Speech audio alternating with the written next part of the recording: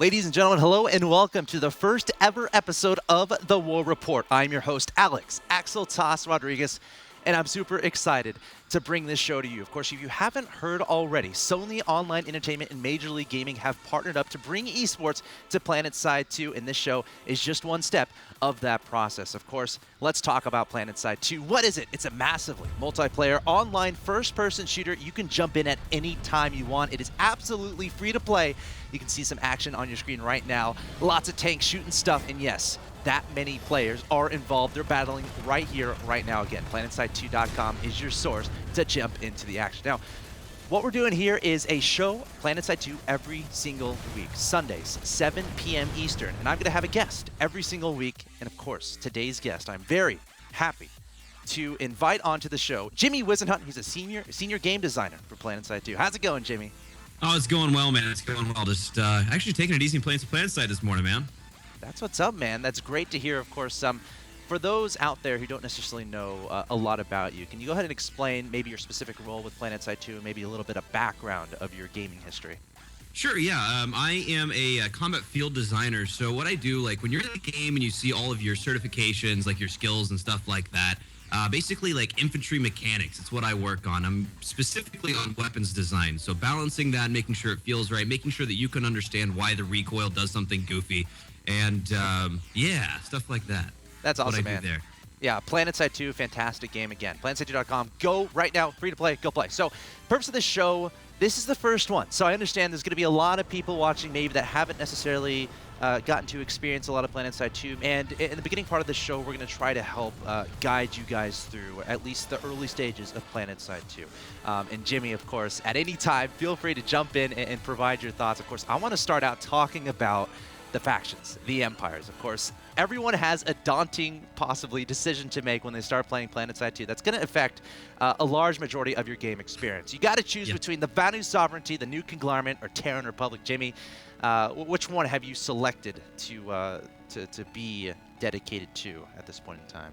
You know, I don't know what it says about me, but I picked the Terran Republic. Okay. We are the militaristic, we're just a war machine. We're the most well-oiled machine on Araxis in the game, period. We're a little oppressive, we're a little crazy, we like throw bullets and bodies at problems, but that's how we roll. That's what we do.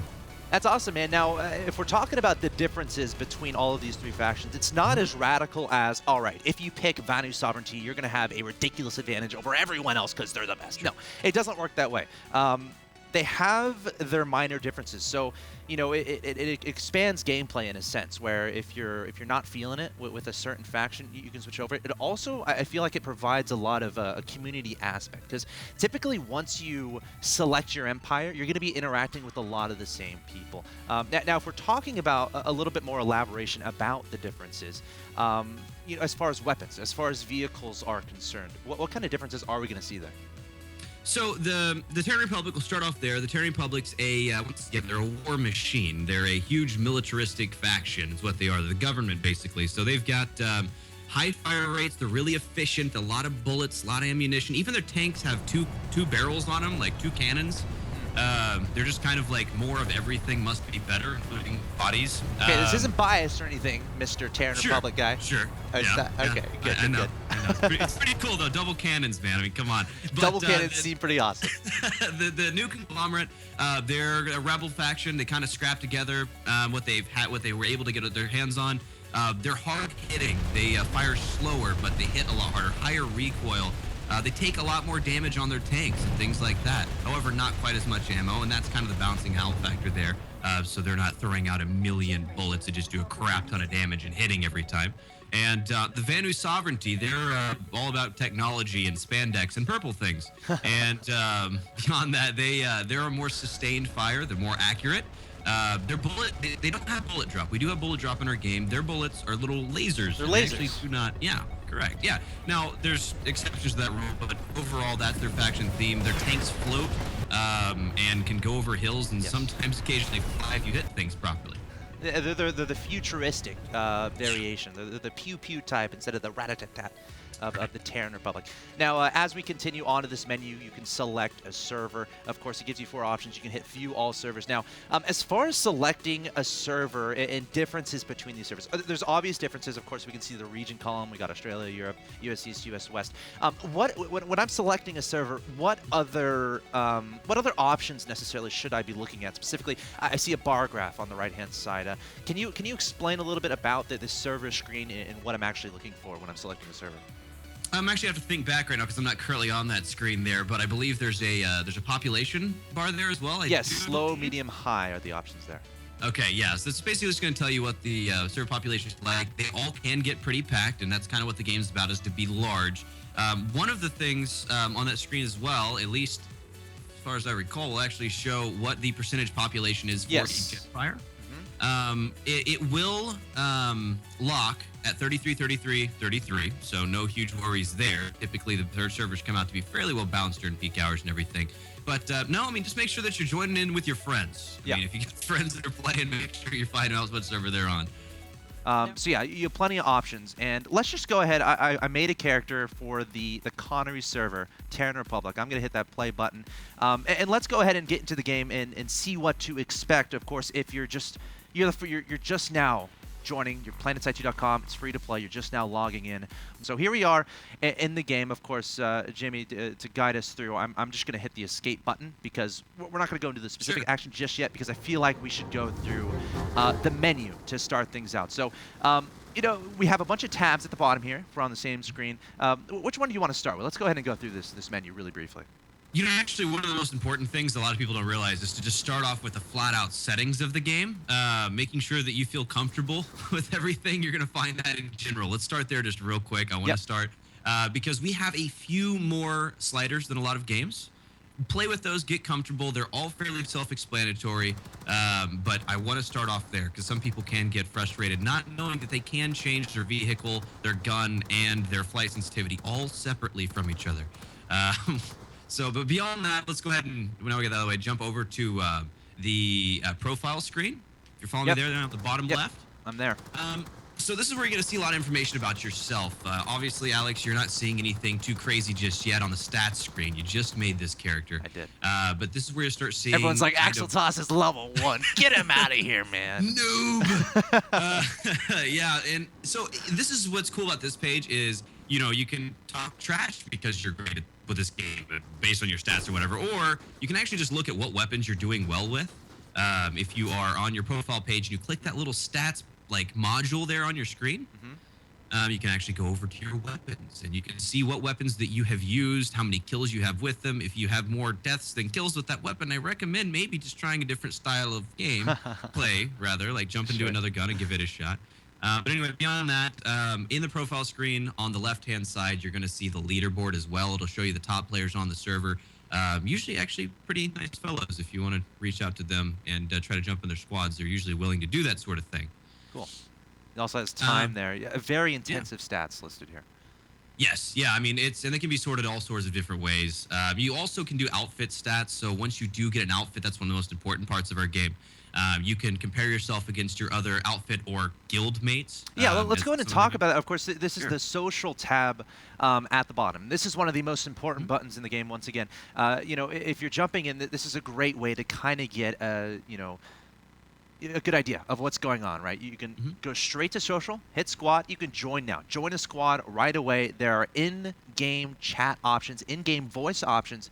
You can just literally jump into a squad and just start talking to people. Of course, you'll be able to hear people as well. They'll give you instructions. They'll tell you exactly what to do. So the social tab, a great option there if you really just want to start interacting with people and making some friends. Sure, yeah. I want to point out as well in that squad menu, you actually see names of squads. People can name them what they want if you don't want to just auto-join into one.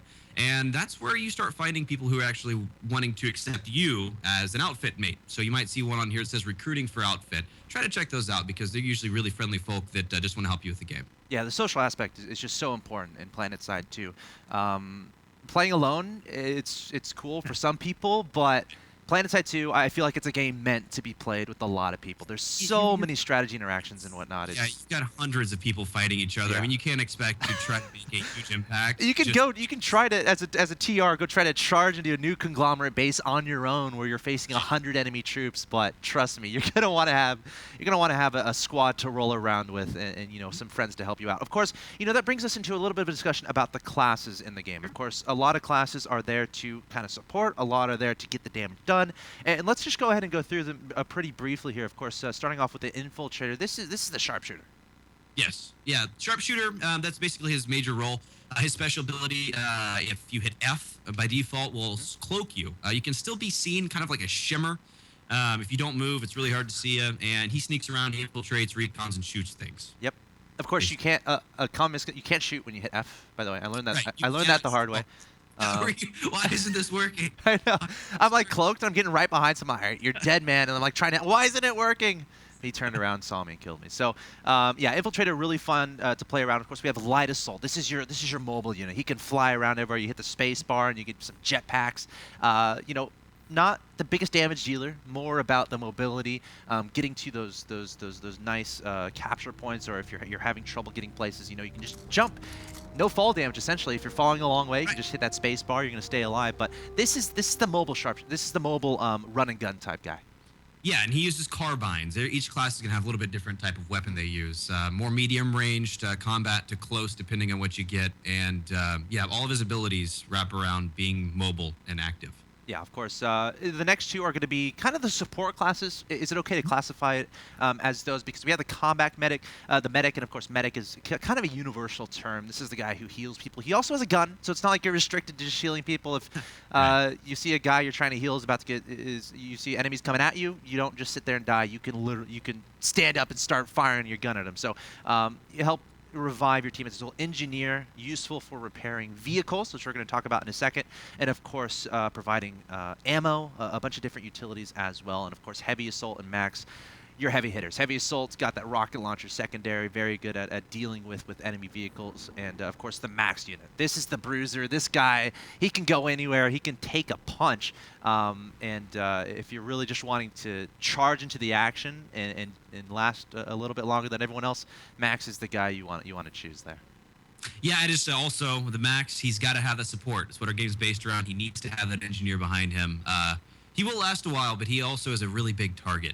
He needs people to heal him up. That's true. Of course, if you have an engineer with that prepare option, you can just heal him up all day long, kind of like a medevac healing a marine in StarCraft if you play that game.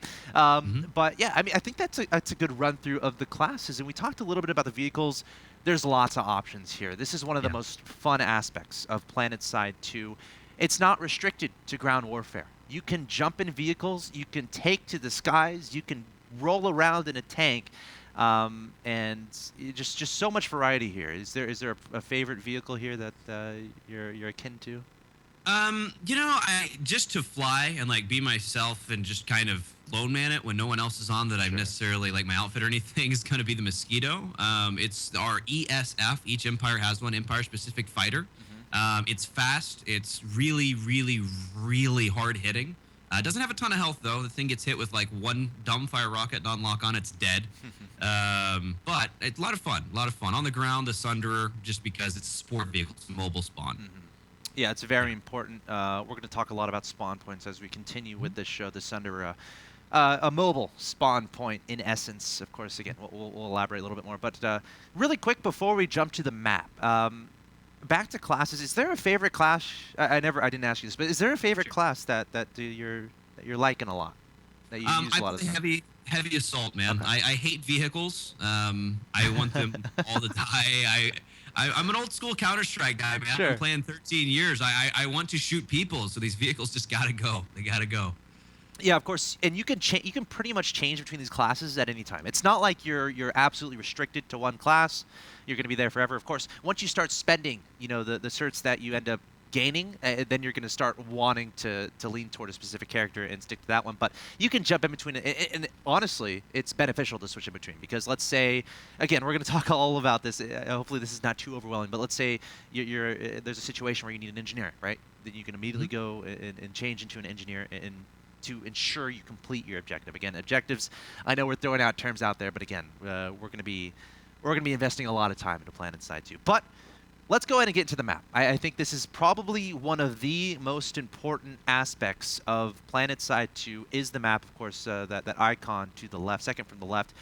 And at the top, we have a choice between different continents. There are 3 continents, Esamir, Amerish, and Indar. Indar seems to be the more popular continent. Yeah. Is this because, you're going to default spawn there as a new player?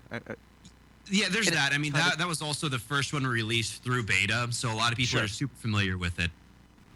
All right, and looking at this map, obviously we're seeing the drastic different color shades. Now, if you remember from before, the 3 factions, we got Vanu Sovereignty, of course, New Conglomerate, and Terran Republic. Red, purple, blue. This is basically what all of these factions control. We can see different titles for different areas.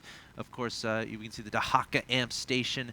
We can see J908 Impact Site.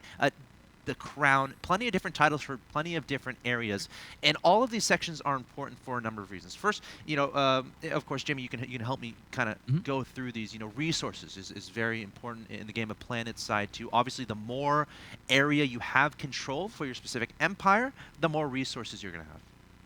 Yes, that's true. Now, also something else I want to point out. I take it you're looking at Indar right now. It sounds like you're on Connery. So there's a lot of flashy things. Yeah, a lot of flashy things, a lot of action happening here. We're red, we're the Terran Republic, and as a quick example, each one of these, if you hover over, you do see, like, for example, Latam Biolab, where there's a lot of action right now, says plus 30 to infantry. You see that little gun thing there. Now, if that were to get cut off, like Sneak Ravine Lookout, just to the bottom right of that, if that were to turn blue or purple, then we actually lose our resource bonus from Latam Biolab. So you have to keep that attached to your warp gate. Like it's a huge, massive game of 64 square kilometer risk while you shoot people. So yeah. And when you jump into the game, when you join a squad, you're going to hear terms like, oh, let's go take the Zervan, amp station, or let's go take Black Shard Platinum Mine. This is what your platoon leader is going to be telling you. So it's relatively important to be aware of what these things are on the map so you actually know where to go. Of course, when you join a squad, again, we're going to go through this in a little bit. I might go there now, but before we get there, I want to note that you can set personal waypoints. So if you see there's a lot of action happening here, right-click, set personal waypoint. That's exactly where you want to go. You can go back to the game, and you can see on your screen. Of course, you can't see this right now, Jimmy, but people at home can see it. Of course, on the mini-map, you can see it in front of you. You see it's 4,000 meters away. What I'm showing to the audience right now. So you can set your personal waypoints, and that's exactly where you go. But so I think that's a good run-through of the map. Is there anything I'm missing there? There are a couple things. And so the action's important. You always want to get to action. But once again, if you're just a lone player and you're just trying to check out the game, or if you're with a small squad, there's one important tab on this map to learn. Axeltosh, still there? You see the filters. Yes. Actually, yeah. So do you have that open where territory control and everything? I do. Territory control, squad, allies, facilities, and hotspots are currently checked. So go ahead and you still have your waypoint up over somewhere, I have it over the Alatum Biolab. Perfect. So what we're going to do is, instead of territory control, click enemy activity. Done. All right. Now, you see this change from green and a bunch of different colors. It might look a little confusing, but it's as simple as this. The darker red that hex is, the more enemies are there to kill you or for you to shoot at. So always take that into consideration before you roll out. That's really, really important to use that tab and say, well, do we really want to fight? For example, this one says enemy platoons, as in plural. So there is more than 96 people there right now. That's a lot of people. Yes, that is. So I just want to point that out real quick. Great, thank you. I appreciate that, of course. If you're wondering, where am I? Where am I on the map? There is a triangular indication. I'm circling over it with my mouse right there, right now. That's where you are. I'm at the Indar Terran Republic Warp Gate. Now, each faction or each empire has its own warp gate that they generally start at. And I think something that I had a little bit of trouble realizing when I first started, but that's possible. I think we can just look at it right now. If you're at that warp gate, that is pretty much your source on switching continents. So if you go to this globe, there's like a globe, warp gate map. It's like a world terminal thing. Terminal. That's the. Thank you, Jimmy. See, you're awesome. Terminal is the word I was looking for. You hit E, and you can warp in at any of those places. Also, something I found when I first started, VR training at the bottom. Yes. I think VR training is actually a fantastic utility if you're just learning the game. And you're wanting to know, all right, what do my guns do? What do these vehicles do? What empire do I really want to join? Click on VR training. It'll take you to a virtual training environment. If you're scared of people and you're not necessarily ready for those big epic battles, then you can go to VR training and you can try out your guns. You can you don't actually have to fight anyone. There's like That's one of the great parts too. Is if you're not sure exactly how, obviously you never just jump into a game and be like, I'm gonna buy all the things that are available. You can actually just go in and use whatever you want, including good weapons you have not unlocked or bought. So. Now, can we explain that a little bit? The certification process and what all that involves. Okay, yeah, certification. Are we back in the menus? Are you Yes, there? back in the menu. Excellent. So the certification menu, if you click on that, let's choose something simple to explain this. Let's go to like the infiltrator, okay? Okay. If you click that, you see maybe a little bit of an overwhelming menu at first. You see like utilities, tools, abilities, suits, all this crazy stuff. Just when you have the time or you'd like to learn more about your individual character, once you've selected which one you want to actually play, maybe one that's your main character that you really prefer. If you want to snipe infantry, this is the way to go. If you go to your utility slot, for example, over a certain amount of time per kill, as you gain experience, you take bases, and you just play the game, you're going to level up and gain certification points. These cert points can be spent to buy things like the ability to get medical kits. So you get a consumable that you just stick in your arm like it's a big old needle. You just stick there and it heals you up. All right. Then passive systems. Basically, all of these are directly related to your character. Yeah. You do see some of these when you start getting like utilities. Utilities start getting more class specific, like only the infiltrators roll around with the claymores. Some other classes roll around with something else. And so the weapons, let's jump to that real quick. Down below, you see a bunch of probably red areas right now. So if you have the 99 SV right now, so if you click on that, it's going to expand out and show you some scopes, or some optics rather, barrel attachments and rails. So when you get enough for any of these, you just click to unlock an attachment for that rifle. If you prefer to just try out a whole new rifle, go check out the VR training. And when you want to unlock it, you just need to make sure you have enough cert points. To the right of one of those locked weapons there, it shows how many cert points it costs. I don't have any right now, so it's all red. Yeah, it's all red, and then you actually do have the option as well of buying that from our marketplace. These are side grade weapons. They're not necessarily upgrades. They may be an upgrade for you. You may be better with the faster fire rate weapon, while I may be better with the slow one. So figure out what you like, and if you want to pick it up in the shop, you can do that. So a lot of people's ears are perking up. They're like, oh my gosh, this stuff is valuable. What is the most optimal way to get these certification points, Mr. Jimmy? Playing the game with squads and everything. This isn't like a lot of games where if you play with a squad, it might like share your XP with them. Sure, you might get some kill assists versus kills and things like that, but taking bases, taking these large like Zervan Amp Station, for example, or some of the biolabs and things like that yield a large amount of XP, like at the end. And your cert gain is based off XP gain, so it's really, really going to help you out. The more bases you can take, the faster you can take them. And also the kills help with that too. Like as you go take a base, you're going to make 100 people very angry or more, and you're going to go shoot them and get cert points from them as well. Yeah, you're absolutely right. So yeah, I mean, sticking with the group is obviously very important. We've been emphasizing that so much, and now people are wondering, all right, you're talking about this Axel Tosh, you're talking about this Jimmy. Let's do it. So let's go ahead and go to. I'm going to go to social. I'm going to go to a squad. I'm going to join a pretty random. I'm going to join SWAT Bravo for now. And again, this is what you can do. You can see yourself listed right now. I'm TR MLG Video 2. I'm in the Bravo squad, and I can literally join this squad. And now this is just a basic run through. Right, I'm joining the game. I join a squad. Now what do I do? You can go to your map, which we just had up, and you can see exactly where your squad is. So I can see that they are at the bio lab, and of course if I hit squad deploy right now, it enables me to just jump right into the action. So anything else you want to add to that as far as just getting going, like right when you get in the game you want some action? Jump in the game, like you said. I mean, Not every squad is super active. I mean, you might find that people just get thrown together, as in they didn't. There might be a lone wolfing or something.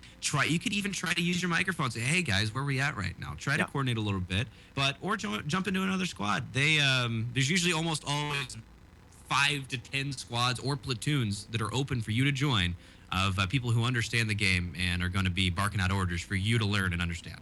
And they're going to be very helpful. Don't feel shy.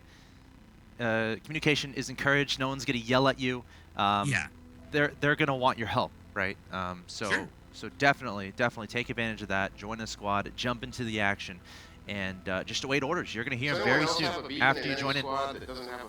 There it is. You can literally hear orders from the squad. Of course, I just died, but yeah, I think that's a very basic run through of PlanetSide 2. Of course, guys, we're going to take a break, but when we come back, we're actually going to get in on some action. I know a lot of people are waiting for that, but before we go to break, Jimmy, is there anything else you wanted to add regarding helping people, really get involved with PlanetSide 2 and not to feel intimidated? Because I know people get that feeling, but again, we're trying to help that process.